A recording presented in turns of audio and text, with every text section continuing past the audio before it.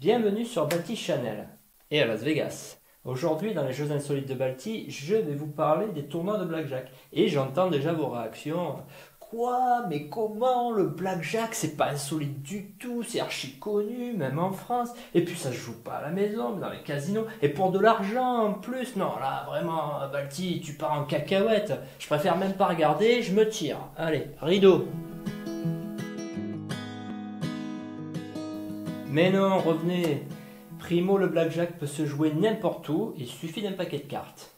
Secondo, il peut très bien se jouer sans argent, il est suffisamment captivant pour cela. Essayez-le en famille ou entre amis et vous serez surpris par son pouvoir de séduction. Et puis tertio, le blackjack n'est peut-être pas insolite, mais les tournois de blackjack par élimination le sont assurément.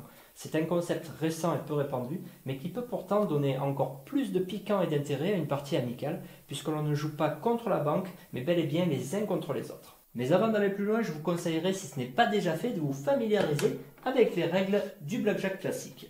Je connais la personne idéale pour un cours de rattrapage, si ça vous intéresse.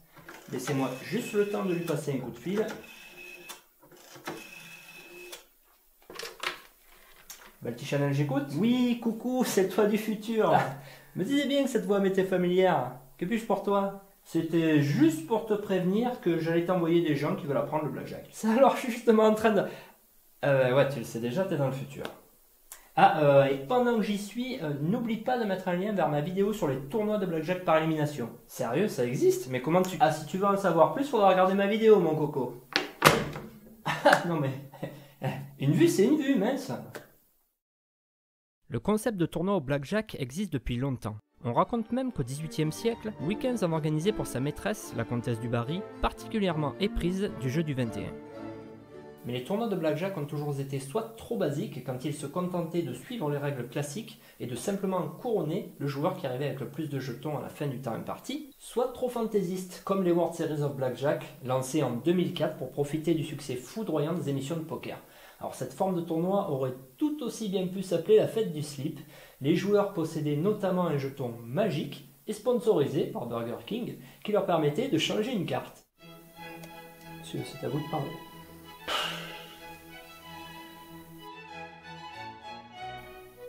Je t'échange une carte contre mon hamburger. Honnête. Oh, hamburger magique, je peux partout. C'est plus fort que moi. Tenez. D'autre part, deux cartes spéciales, placées au hasard dans le sabot, annonçaient que la main suivante serait éliminatoire pour le joueur qui posséderait alors le moins de jetons.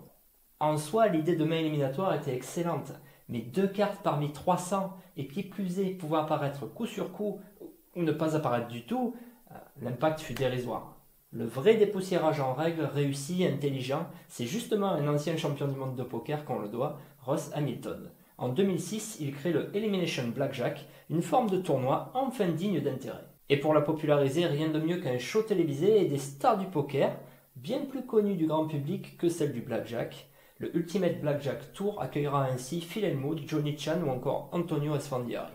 Alors l'aventure ne durera que 2 saisons, certes, mais cette forme de tournoi est aujourd'hui encore la plus utilisée de par le monde. Et c'est tant mieux.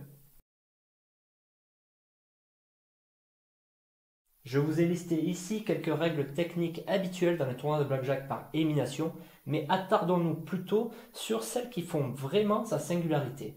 À commencer par les mains éliminatoires, c'est-à-dire les mains au terme desquelles le joueur possédant le moins de jetons sera éliminé.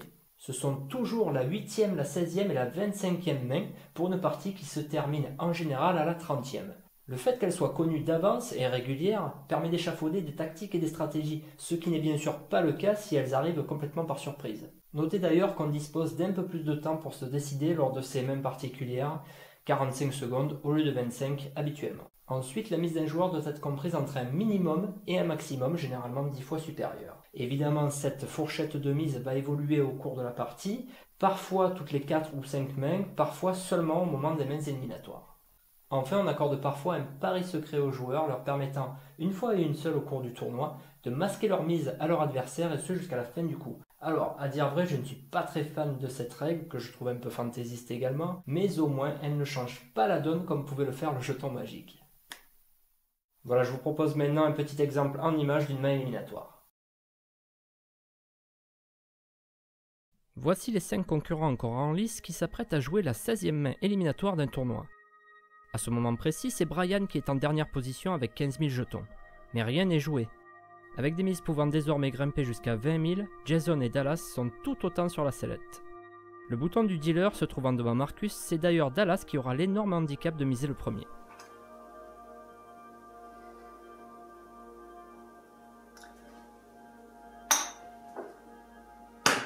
Il décide de miser 10 000, ce qui porterait sa cagnotte à 32 000 en cas de victoire, soit hors de portée de Brian même s'il faisait tapis. Et c'est bien sûr le cas, Brian n'étant pas du genre défensif, c'est-à-dire à miser le minimum au cas où tout le monde perde. Contrairement à Jason, qui prend son temps pour ajuster au mieux son pari. Il a calculé qu'en misant 5 000, il passerait au-dessus de Dallas si tous deux perdaient le coup. You are chicken, all of you. Mendoza If you want to win, you have to bet. joue à la Mendoza. 20. Marcus n'a aucune raison de prendre des risques.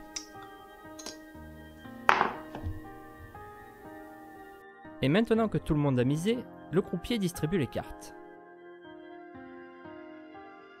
13, c'est un total difficile à négocier pour Dallas. Malgré un 4 pas terrible pour le croupier, Dallas décide de tirer une carte, qui le fait sauter.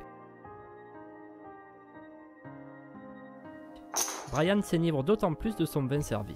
Ok, it's alright. Jason profite de son as parachute pour tenter d'améliorer son 17 soft. Ce n'est pas le cas, mais puisque Dallas a sauté, il est assuré de ne pas terminer dernier et il tire encore sur son 15. Tant pis.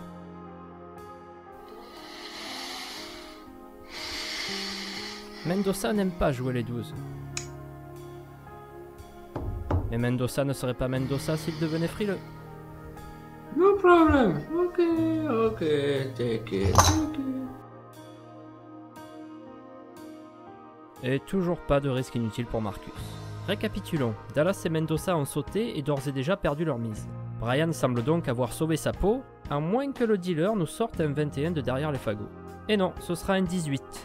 Brian est donc même le seul à doubler sa mise sur cette main. Yeah! Woo!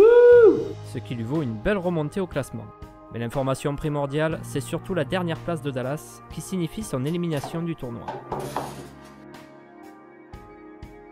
Voilà, si cette vidéo vous a plu, vous savez quoi faire.